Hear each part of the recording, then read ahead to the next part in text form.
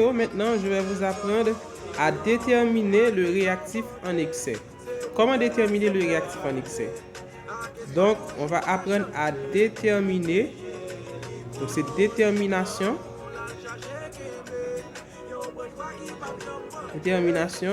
du réactif en excès. Évidemment, si on arrive à déterminer le réactif en excès, ceci revient à déterminer également le réactif limite encore pour deux réactifs. Si l'un est limitant, l'autre est forcément en excès, vice-versa. Donc, comment déterminer le réactif en excès? Il faut savoir qu'il y a deux possibilités. On peut raisonner soit en appliquant la règle des trois, ce qu'on appelle encore produit en croix, ou bien on applique une formule. Dans un premier temps, je vous apprends la formule. Disons qu'on vous dit que Alissa combine 5 moles de H2, 5 moles de H2 avec 8 moles de H2 qui réagissent suivant la réaction N2 plus H2 qui donne NH3. Comme on a déjà équilibré cette équation-là, on sait qu'on doit mettre 2 ici et 3 ici. Donc, maintenant, est-ce que Alissa a bien mis? Alissa a mis 5 moles de H2. Et j'ai 5 moles de N, disons 5 moles de N2. 5 moles de N2, je corrige ici. 5 moles de N2 avec 8 moles de H2. Est-ce qu'elle a bien mis? On vérifie. D'après l'équilibre, d'après la stoichiométrie, les coefficients qu'on a, c'est 1 ici et 3 ici. Est-ce qu'Alissa a respecté la stoichiométrie? D'après la stoichiométrie, ok, il y a deux possibilités. Soit on vérifie par rapport à N2 ou bien on vérifie par rapport à H2. Étant donné qu'on a les deux quantités, on a N2 stoichiométriquement équivalent à 3H2.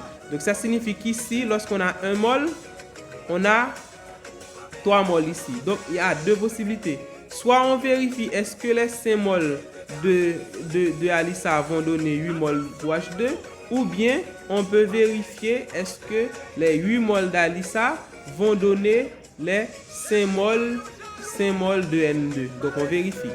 Donc vous pouvez prendre ce que vous voulez. Mais par exemple moi-même, je vais vérifier est-ce que si Alissa met 5 moles en faisant la règle des 3, est-ce qu'elle va trouver vraiment 8?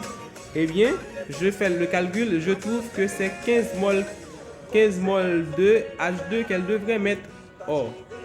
Or, Alissa a mis combien? Or, Alissa a mis 8 moles. Donc, ça signifie la quantité qu'Alissa devrait mettre Camille n'est pas suffisant. Il en manque 7. Donc, maintenant, comment raisonner? Ce n'est pas la quantité qu'Alissa a mis qui n'est pas suffisante, mais de préférence, c'est l'autre.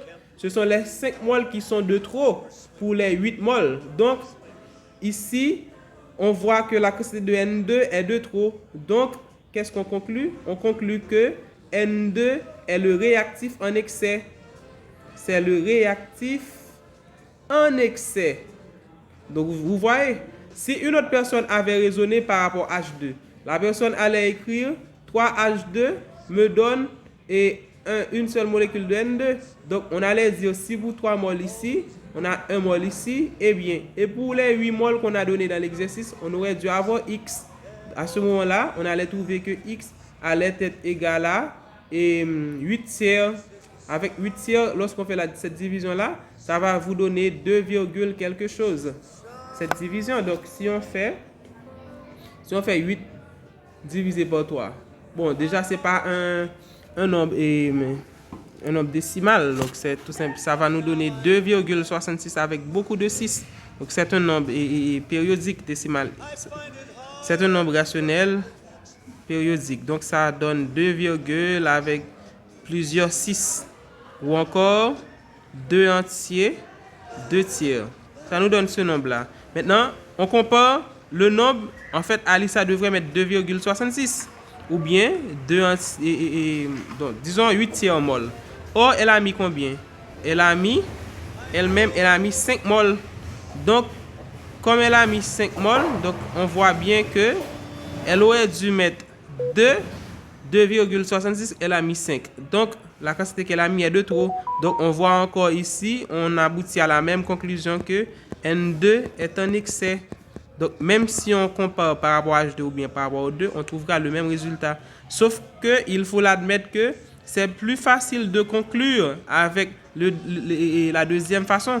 Parce que pour la deuxième façon, on voit qu'elle devrait mettre 2,66 alors qu'elle a mis 5 mol. Donc, il est facile de voir que 5 mol, c'est beaucoup trop que 2,66.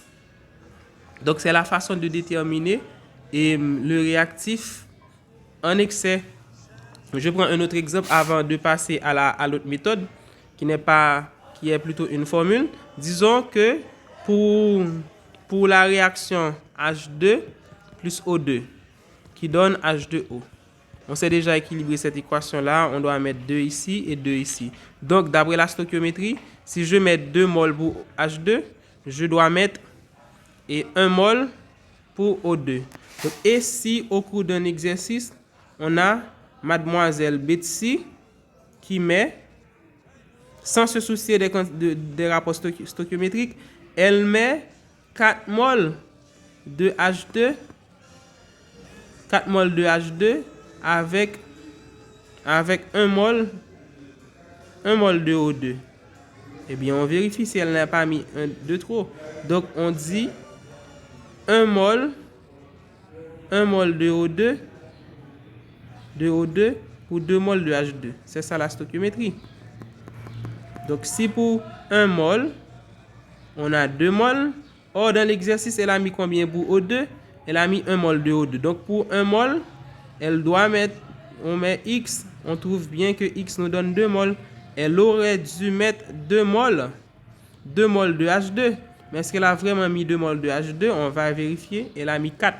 Comme elle a mis 4 mol de H2, ça signifie qu'il y a 4 mol de trop. Donc, on conclut que H2 est un excès. Donc, H2 est un excès. Donc, maintenant, je m'arrête là pour cette vidéo. Dans la prochaine vidéo, je vous explique comment trouver ça à l'aide de la formule.